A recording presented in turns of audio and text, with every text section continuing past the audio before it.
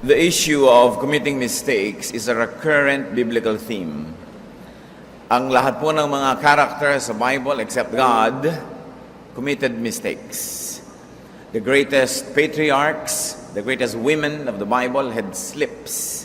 Nagkaroon ng mga low moments, nadapa, nagkaroon ng miscalculations, sinadya man o hindi. Nagkakaroon ng pagkakamali ang lahat ng tao. Bawat araw mayroong pagkakataon na ang tao makagawa ng tama o mali ang kanyang magawa. Hindi ito ang dapat nating laging ipagluksa at laging isipin na may mga pagkakamali. Ang mahalaga, what to do with mistakes. Ano ang dapat nating gawin sa bawat pagkakamali natin o ng ating kapwa. Panginoong Diyos, salamat sapagkat kayo Diyos na nagtuturo, nagpapatawad, nagmamahal sa amin. Sa aming mga pagkakamali, sa pagkakamali na aming kapwa, patuloy mo kaming hubugin, turuan.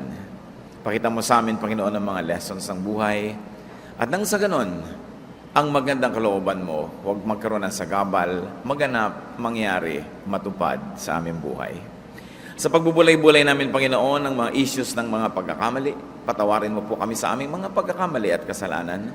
Linisin niyo po kami tugasan, hindi dahil malinis kami. Hindi dahil kami ay mga karapat dapat tumanggap nito, kundi kami, Panginoon, ay nagpapaka-humble sa iyong harapan. Tinatanggap ang aming mga pagkakamali, humihingi ng patawad, at nangangahas humingi ng pagpapala sa inyo. Bilang mga anak mo at ayon sa iyong mga pangako, we claim your promises, O God, and ask you to bless your people.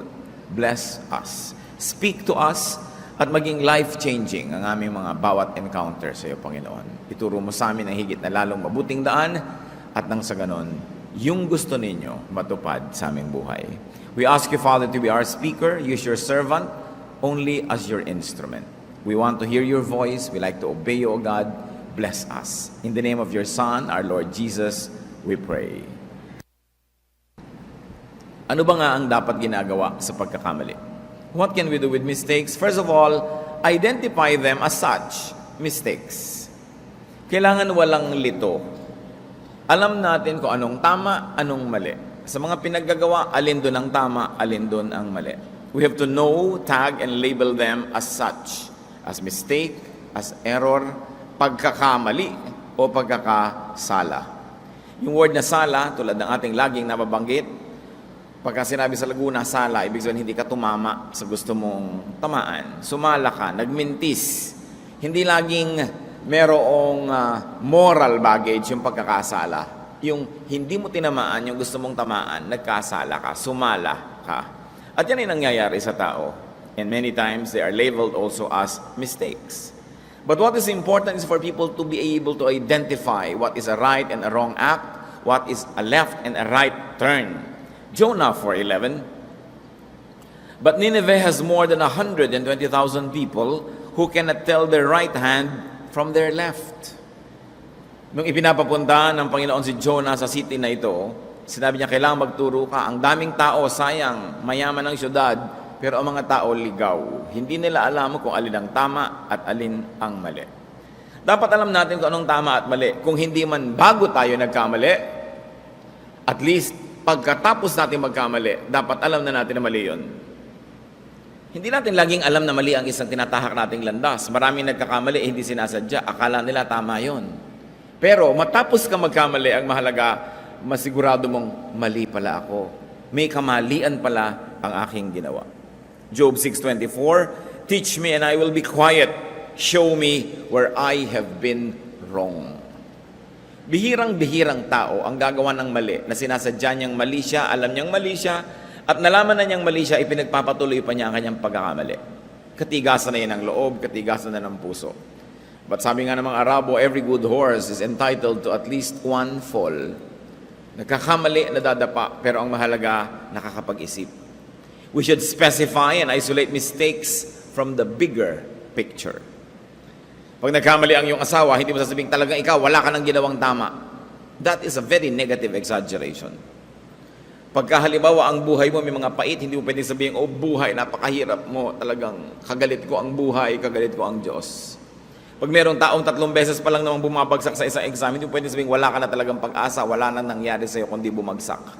You should be able to isolate a mistake from a collection of deeds, many of which are very probably not mistakes, but right.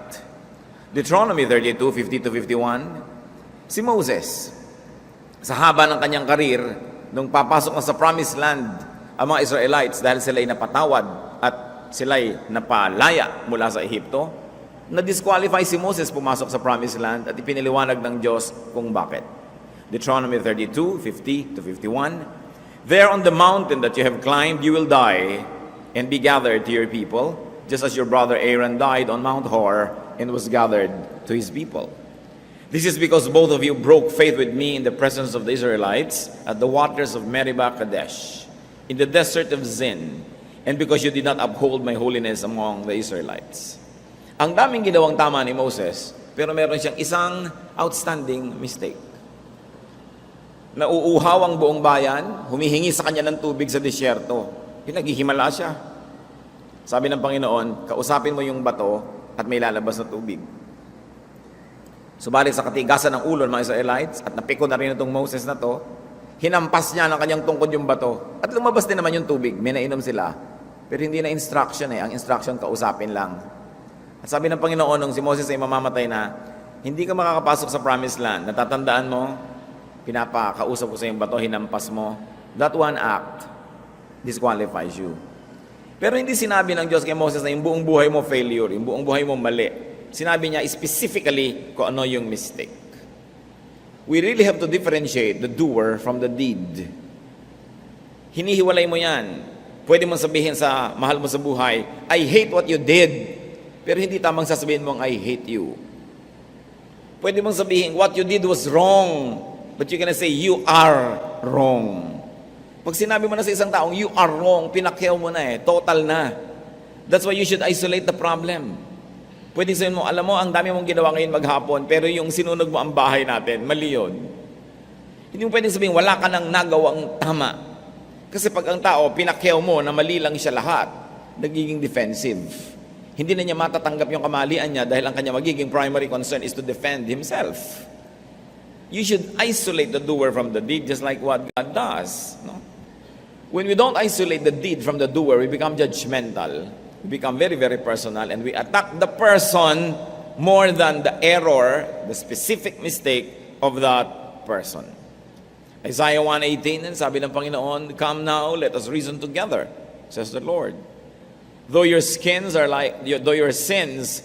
like scarlet, they shall be white as snow. Though they are red as crimson, they shall be like wool. Pinaghihiwalay din ng Panginoon. Sabi niya, itong kasalanan, pula. Hindi naman pula makasalanan. Symbol lang yon. Itong kamalinisan, maputi. Kami parang snow. Kailangan alam mo kung ano yung puti sa pula. Kailangan alam mo yung tama sa mali. What else do we do with mistakes? Classify mistakes. Pag tayo nag-aayos ng cabinet, andito yung mga underwear, andito yung mga panlakad, andito yung mga pantulog. Sa kusina, andito yung mga perishable, ito yung hindi perishable. Pati basura, kinaklasify ngayon, nabubulok, di nabubulok. Dapat ganun din tayo ka-conscious sa ating mga mistakes. There are mistakes by commission. Mali dahil ginawa. And then there are mistakes by omission. Mali kasi hindi ginawa ang dapat sanay gawin. James 4:17, anyone then who knows the good he ought to do and doesn't do it, sins. You don't only sin when you do the wrong thing. But when you know the right thing to do and you don't do it, it is also sin. At maraming ganitong type ng mistakes. Sa kadaldalan mo, may nasira kang puri.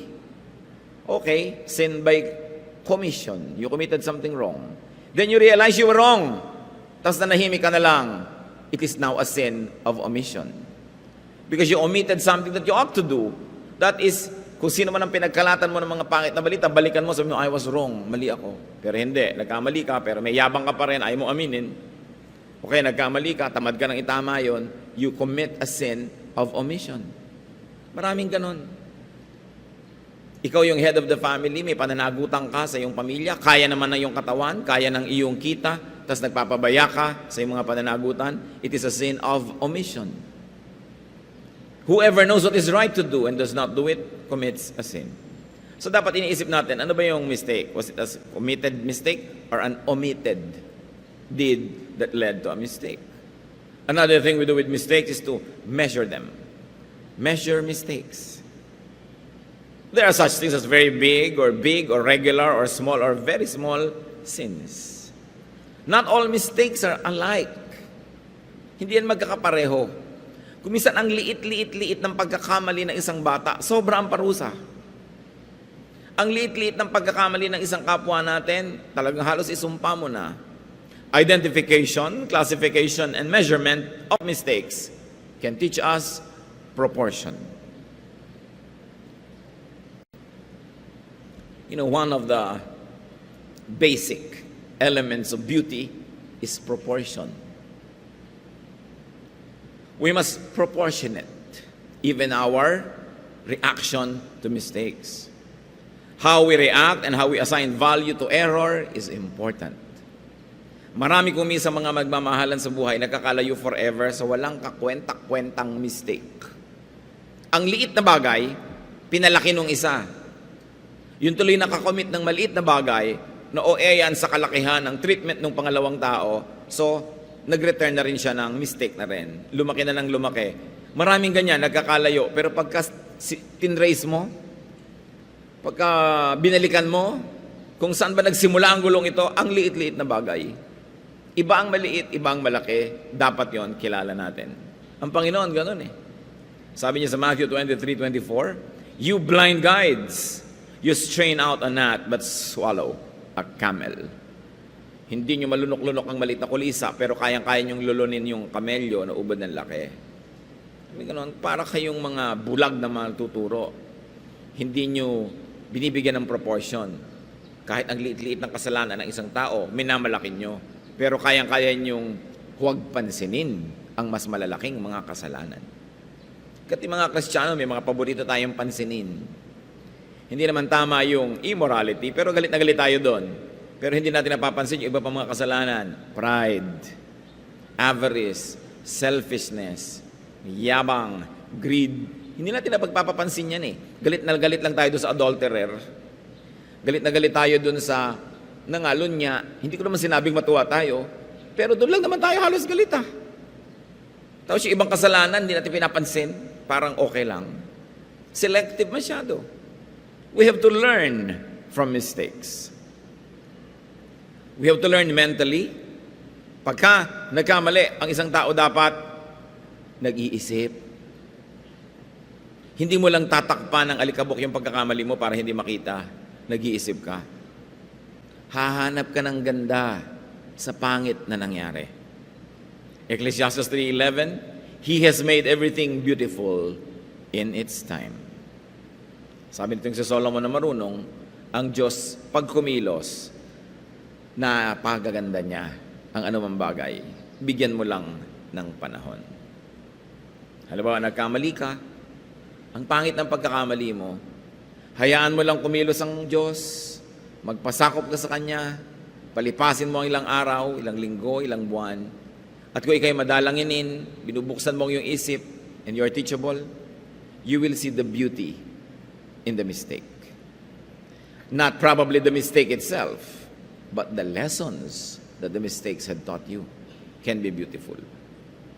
Pag nagkamali ka na, tapos hindi mo pa nakita yung ganda at hindi ka pa natuto, yun ang talagang mali. Sayang. Pero pag nagkamali ka, kahit ang halaga ng pagkakamali mo yung malaki, maraming oras ang naubos, maraming pera o katumbas ng pera ang napunta doon sa pagkakamali mo, maraming pagod ang nagugol, pero natuto ka. Ituring mo na lang yon na tuition fee. Kumisan, ang laki ng tuition fee mo eh. Para lang malaman mo na hindi ko pala dapat gawin na isang bagay, ang laki ng naging damage. So, paano mo mapapaganda? Damage na. Ituring mo na tuition fee. Sabi mo, ang mahal ng binayad ko, kailangan hindi na ako maging repeater sa subject na ito. Ang mahal na nga, ulit-ulitin mo pa, di-repeater ka, sobrang mahal, paulit-ulit, parang magulang. Ano? Mag-enroll ka na naman ng Chem 11? Naubos ng pera natin sa Chem 11. Diba? Kasi paulit-ulit, repeater. We must gather information and knowledge with every mistake we commit, So we learn by elimination. Isang klaseng learning din yan eh. Yung may ginawa ka, mali ang bunga, sa 10 choices, alam mo na, choice number 7 is wrong. At least, kung magkakamali ka man uli ngayon, mga kapatid, 9 na beses na lang. Kasi yung isa, napatunayan mo na mali eh, out of 10. So may napala ka. Know the truth by knowing falsehood. Know the good by knowing bad. Huwag naman nating sadyain. Gagawa ako ng mali para malaman ko kung mali yun. No. Laging maganda dapat ang intention mo sa ginagawa mo. Ngayon, nagkamali ka, sabi mo, ay mali yun. Next time, hindi ko na gagawin yun. You eliminate it from your choices. Therefore, you become learned. Time and the perspective of time shows the beauty behind everything, even things that initially look ugly.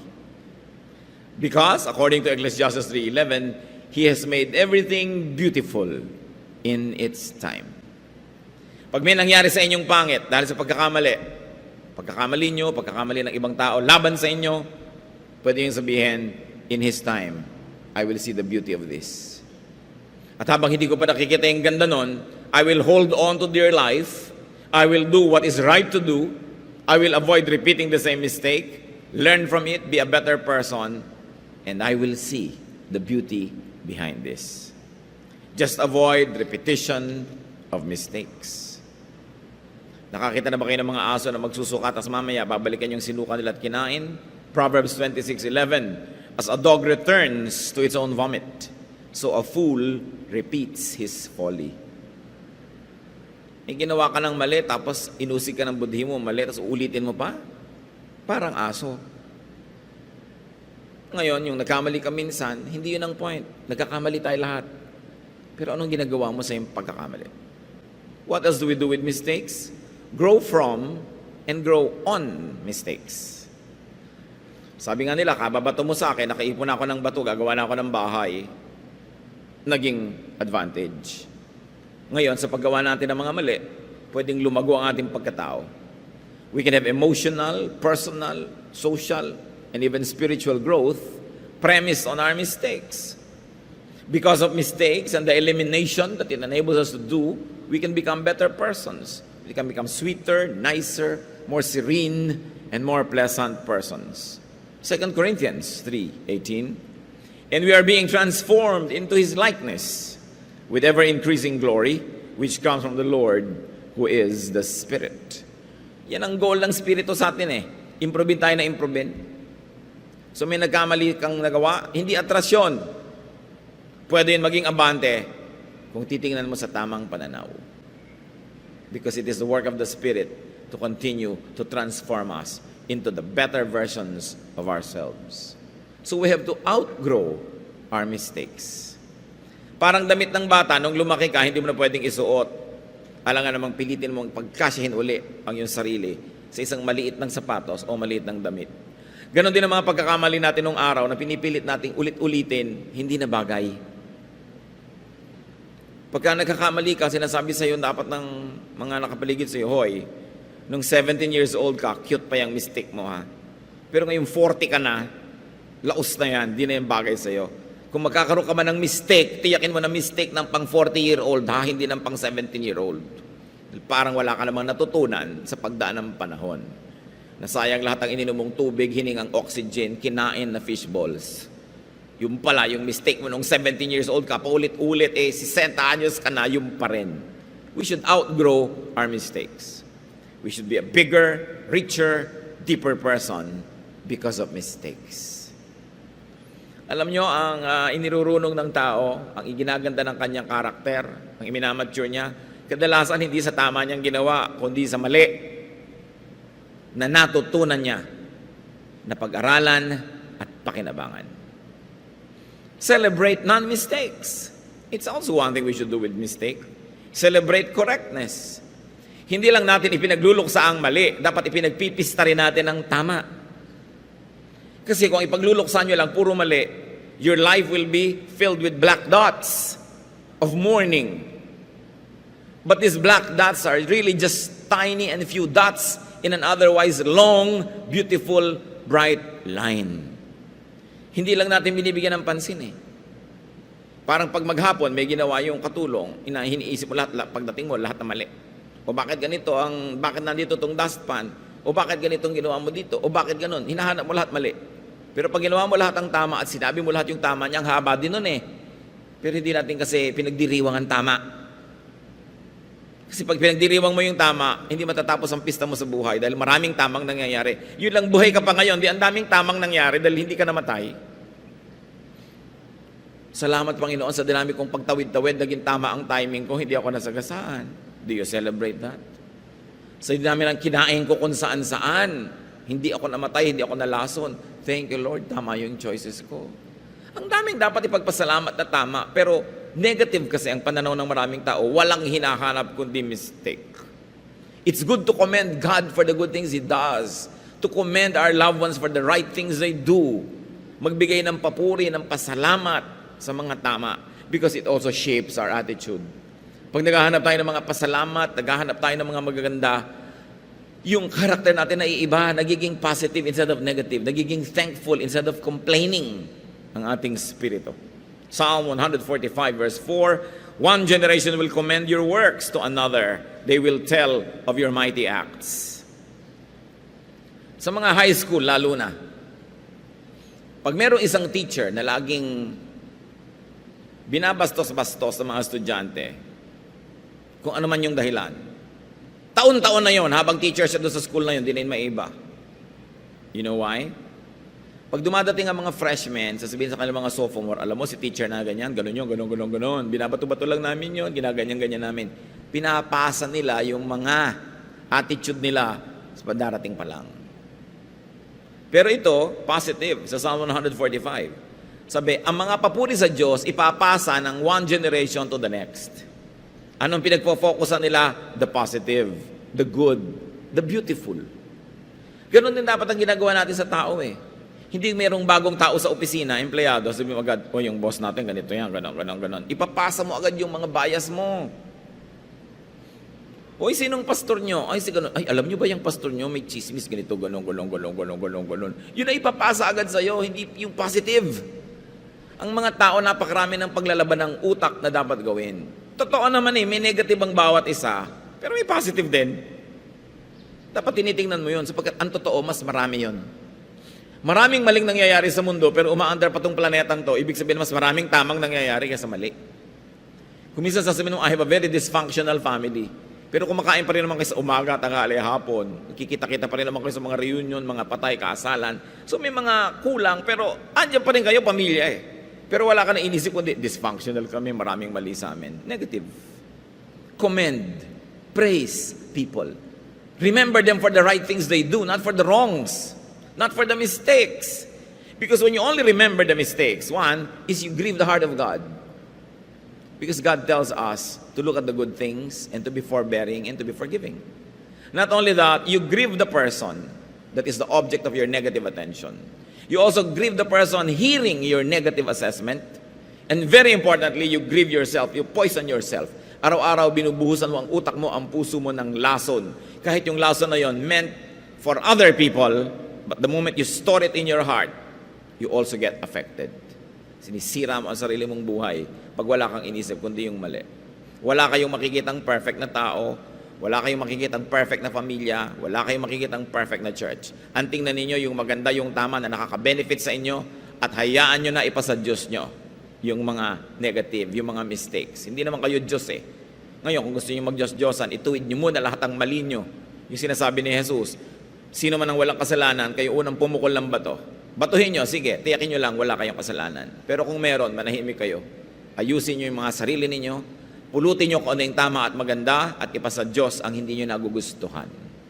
Romans 16:1-2, I commend to you our sister Phoebe, a servant of the church in Cenchrea. I ask you to receive her in the Lord in a way worthy of the saints, and to give any help she may need from you, for she has been a great help to many people, including me. Sabi ni Paul, yung kapatid natin na yan, malaki ang serbisyo sa Diyos. Pag nagpunta sa bayan ninyo, pakainin ninyo, patulugin nyo sa inyong mga bahay, paglingkuran nyo dahil siya ay lingkod ng Diyos. Hindi sinabi ni Paul na itong si Phoebe ay perfect. Siguro itong si Phoebe may pagkakamali rin. Meron din mga mistake. Pero hindi na sinabi ni Paul, hoy, itong darating na sister sa inyo, may pagkakamali yan, ganito yan, ganon. Hindi. Ang kanyang binigyan na emphasis, yung tama na ginawa. Celebrate the beautiful. Celebrate what is right. Do not focus only on mistakes. So you thank God for non-mistakes and correct deeds. Ba't ganun dapat ang attitude natin, mga kapatid? Pag tayo may mistake, pag may mistake ang kapwa, bakit hinihingi ng Biblia na ang i-focus mo yung maganda, yung tama? Psalm 103:14, for He knows how we are formed. He remembers that we are dust. Ang Diyos mismo daw naaalala kung paano tayo nilikha. Nagugunita niya na bahagi ng ating pagkatao ay lupa. Oo, merong espiritu na galing sa Kanya, pero merong bahagi na galing sa lupa at naaalala yun ng Diyos. Kung naaalala yun ng Diyos, dapat din natin maalala yun tungkol sa ating kapwa. Oo, may maganda sa Kanya, pero may bahagi din sa Kanya na lupa. Hindi ako magkakaroon ng illusions na puro espiritu ng Diyos lang siya. Meron siyang lupa na parte ng Kanyang buong pagkatao. At pag nangingibabaw, lumalabas itong pagkalupa.